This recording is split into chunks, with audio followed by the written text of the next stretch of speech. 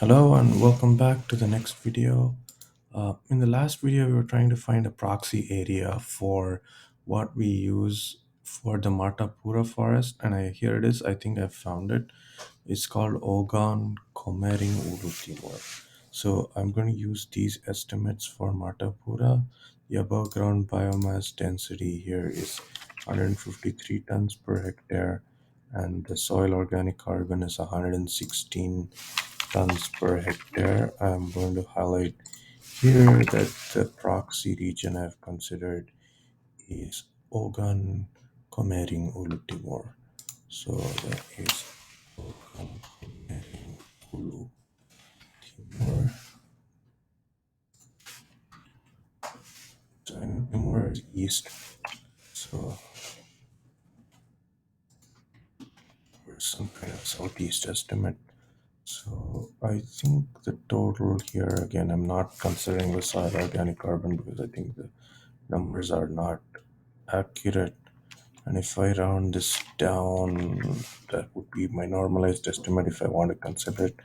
May actually run with actuals in the end. Okay, great. We've done this.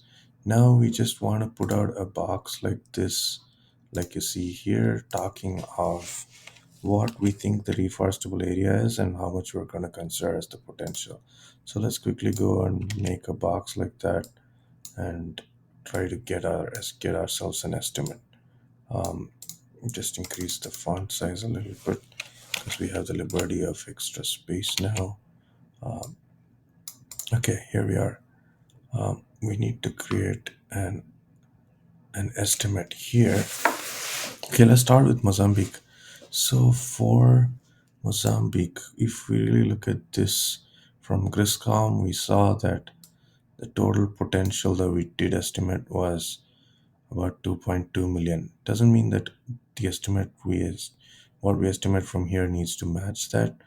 And we think the reforestable area out of the total area is about 151 kilo hectares, right? So, and I just want to see what we could alternatively consider here. So we know that the savannas is 173 kilo hectares, and that's what we can reforest, right? Water bodies we can't, grasslands not really. And what is already forests, mainly we're seeking to conserve that area and preserve it as forest. So we're not looking to reforest it.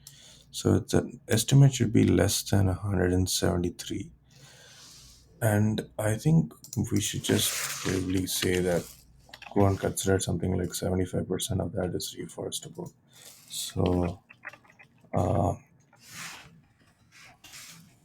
so if we did 75% of 173 kilo hectares, we get 129.75 kilo hectares. And I think that's what I want to run with, less than what we had at 150, right? So I'm going to say times 173 here. Reforestation potential, assume that about 75% of savannas are reforestable.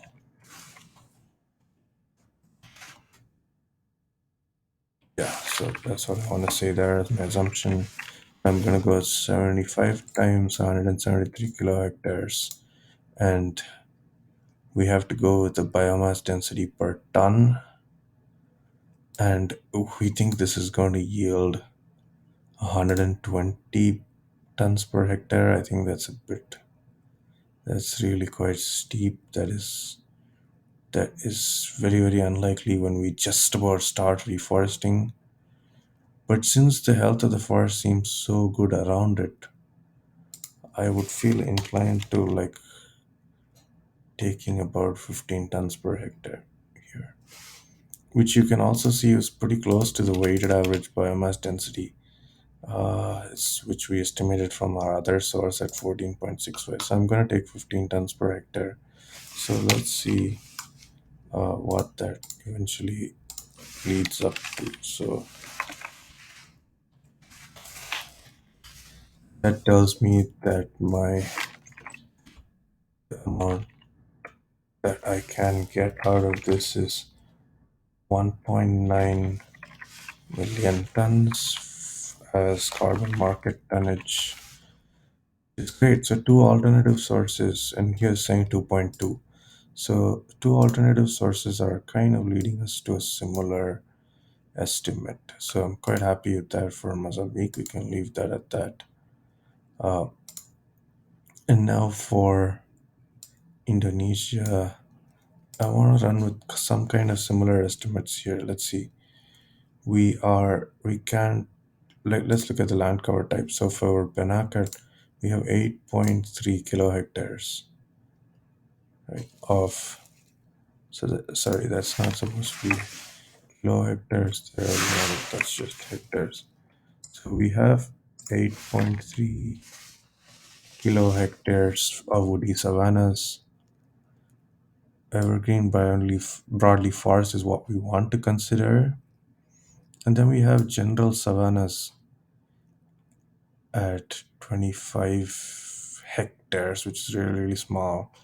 Let's leave the grasslands out of it because we are not sure if we can reforest grassland area or cropland area. So only for Benakat, I'm going to go ahead and make an assumption that 75% of savannas and woody savannas are deforestable. We don't need to say that, it's implicit. So I'm going to take 8.3 kilohectares for that 25.19 hectares.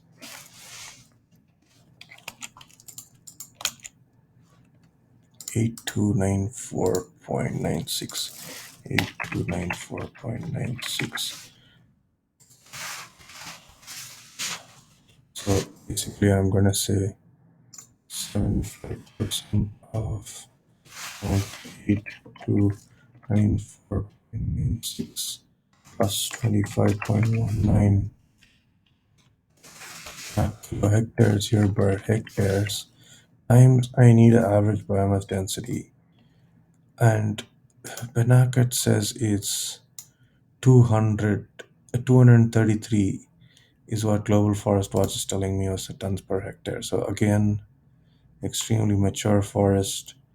Oak Ridge National Lab is saying that it's 70 tons per hectare above ground biomass.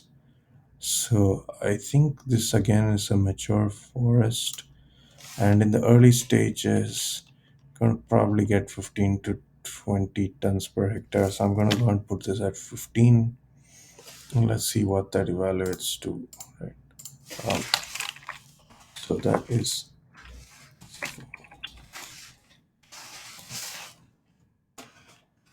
that is- so I get an estimate here of 93,601.68 is the tonnage for Benakat. Let's go to Supan, Jeriji, and let's look at the land cover. So here we have mostly forest. So it's mostly already reforested. That's not something we want to conserve or reforest. And savannas is 0, so it's barely anything. So we're only looking at this 1.8 hectares here. So I'm going to say 75% of the savannas. So that is 75% times that times, let's look at the biomass estimate, 176. Seems like the normalized estimate for mature case is 150 tons per hectare. As of 2010, Oak Ridge National Lab is saying above ground biomass is 60. So for this, I'm only going to consider 12 tons per hectare because I want to be conservative of what actually our yield will be for this kind of forest in the early stage. So let's go ahead and estimate that number. That is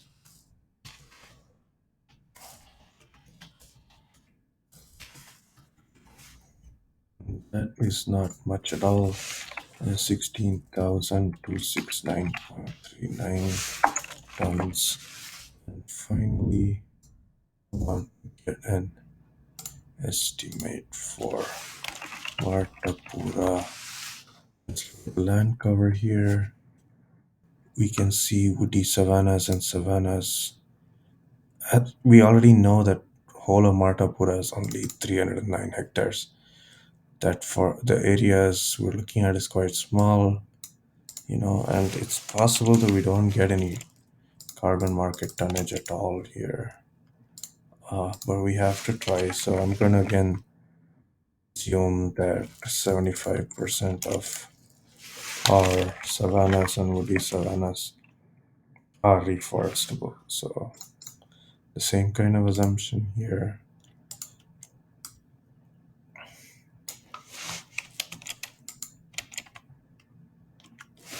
Is equal to 75% times 3 plus 87.82 hectares times, and here again in the mature forest case we only get 150 tons, so it's on the lower scale, so I'm going to go 12 tons per hectare. So let's see what that estimate is, times 12 tons per hectare. That is really just 1 kiloton, 1.8 kilotons. That is really quite little. So let's go ahead and format that up similar to the above. There we are. So now let's just make a note of the total potential by just adding up all of those. So we want 93,000 plus 16,000 plus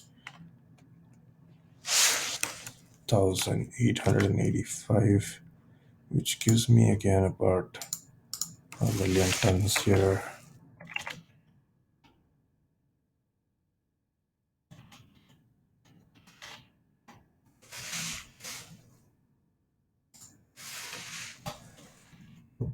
Gives me like 110,000 tons.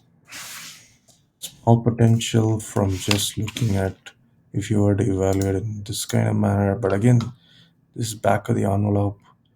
We have to try to get more precise and get more confident of the area. Suppose we can definitely capture this tonnage is meaningful, right? So our estimates need to be guided by that as well. So nevertheless, we have produced these estimates here.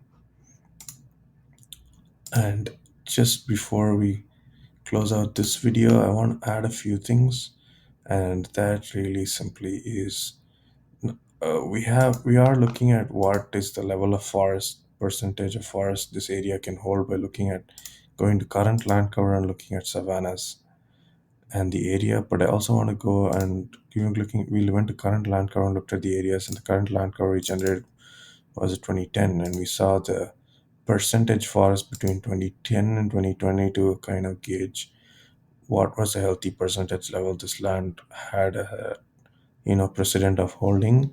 But I also want to generate the same percentage forest and deforestation stats from 2000 to 2010, just to ensure we're not kind of blindsided by the most recent 10 odd years. So that's what this piece of code does. It's generating all of that for the years 2001 to 2010. Once again, in this piece of code, I'd set up the variable called COL to look at a polygon level.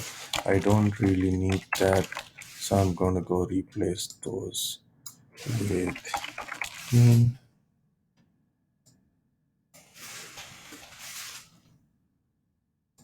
So I only need to look at the entire level. Okay, we're going to start by looking at Mozambique. Let's see what it yields.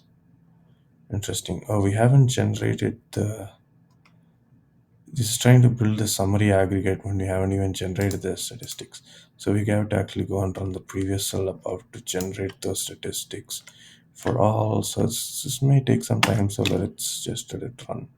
So it starts with Mozambique and it has to run 10 years of statistics and do that for Mozambique, Panakat, Sabanjariji, Martapura, and the total Indonesia 16,000 hectares.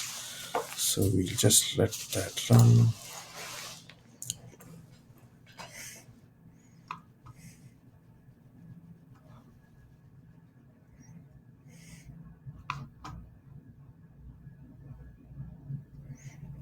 And I'll just come back in the next video when this is already completed. So let me close this video now.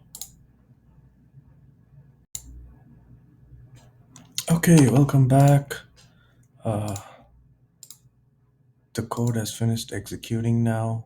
So I'm just gonna go and bring ahead these percentage forest and deforestation percentages from the years 2001 to 2009 as well, starting with Mozambique. Remember, we replaced those with means, so that's where it is. So let's go ahead and bring that into this slides. Typically, I retain these on an appendix, but I'm just going to keep it here. Just need to find a way to slot it in. There we are. Okay. I think that's great. Let's bring this back here. Okay, great. We're done with the slide for Mozambique. You just need to look at dynamic world data set for Mozambique. So now, similarly for Indonesia, I will just bring back those statistics here. Typically, I put those on an appendix, but no problem. Let's bring it back. So here, we change that to 1. We get Banaka.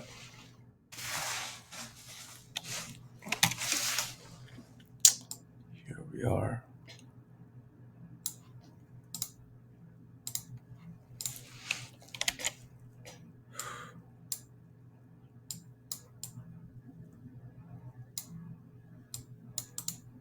Great. Next, let's do Supanjariji.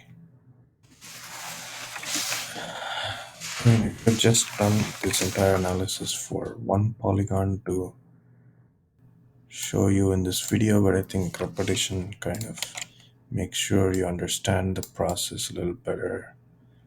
And if you can observe me doing it for one, you can probably guess how it should be done for the next one, and that kind of builds an intuition.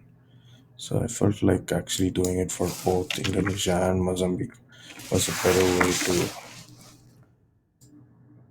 make this video to be able to share how I do this work. Okay, here we are.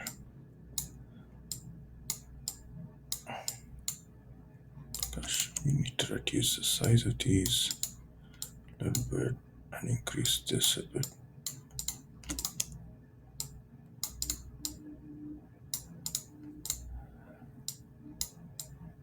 We're done. We just need to annotate these. So I'll copy in these annotations. We know that this is Martapura here, and the above two are Benakat and Subanchariji, so we leave it at that. That's it. So basically now I think we should move on to working on dynamic world land cover classification. And I just want to see if I've already built the interfaces for dynamic world on futures utils, and if not, I'm going to build that and come back in the next video. So it's very similar. We're going to try to derive the current land cover classification, not from modus yearly data set like we did, and we had 17 land cover classes, but we're going to do it from dynamic world, which has 9 land cover classes. So see you in the next and final video, ideally. See you. Cheers.